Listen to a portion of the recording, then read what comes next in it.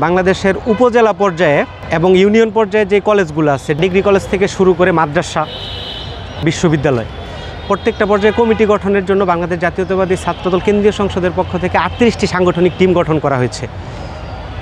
তো একটা ইউনিয়ন পর্যায়ের একটা ডিগ্রি কলেজের কমিটি গঠনে বাংলাদেশ জাতীয়তাবাদী ছাত্রদল কেন্দ্রীয় সংসদের একজন সহসভাপতি, একজন জয়েন্ট সেক্রেটারি, কোনো কোনো ক্ষেত্রে দুজন জয়েন্ট সেক্রেটারি এবং অন্যান্য নেতৃবৃন্দের সমন্বয়ে 3 বা 4 সদস্যের টিম গঠন করা হয়েছে।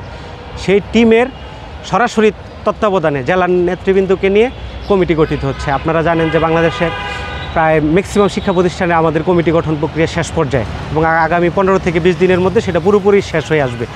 তো কেন্দ্র থেকে আসলে পুরোপুরি নিয়ন্ত্রণ তৃণমূল রাজনীতির উপর আমাদের প্রতিষ্ঠিত আছে এবং কেন্দ্রীয় ছাত্রদলের প্রতিনিধিদের সমন্বয়ে সেই তৃণমূল শিক্ষা প্রতিষ্ঠান বা তৃণমূলের ইউনিটগুলোর কমিটি গঠন করার ফলে সেখানে অনেকটাই সুষ্ঠু নেতৃত্ব এবং কর্মীবান্ধব ছাত্র নেতৃত্ব গড়ে উঠবে। আর যেই টুকটাক যে ঘটনাগুলোর কথা আপনি বলেছেন যে চাঁদাবাজির যে বিষয়টা, দেখেন বাংলাদেশ জাতীয়তাবাদী ছাত্রদল অনেক বিশাল একটা সংগঠন।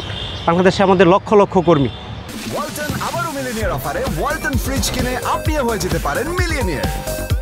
মিলিনিয়ার ছড়াছড়ি দেশ জুড়ে, এটা শুধু ওয়ালটনই পারে।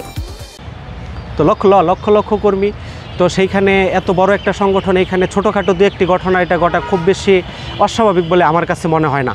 কিন্তু সেই বিষয়গুলোতে আপনি জানেন যে কেন্দ্র সর্বোচ্চ কঠোর অবস্থানে রয়েছে।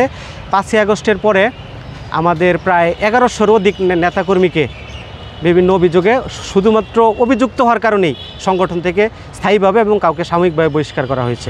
তার অভিযোগ প্রমাণ হয় না এখন পর্যন্ত, শুধু অভিযোগ এসেছে, কিন্তু সেই ক্ষেত্রে আমরা এক বিন্দু ছাড় দেইনি, তাদের বিরুদ্ধে সাংগঠনিক ব্যবস্থা গ্রহণ করেছি। আরেকটা কিছু বিষয়ে আপনি খেয়াল করবেন যে হয়তো কিছু অনুপ্রবেশকারী আমাদের ভিতর অন্তর্ভুক্ত হওয়ার একটা অপচেষ্টা চালাচ্ছে।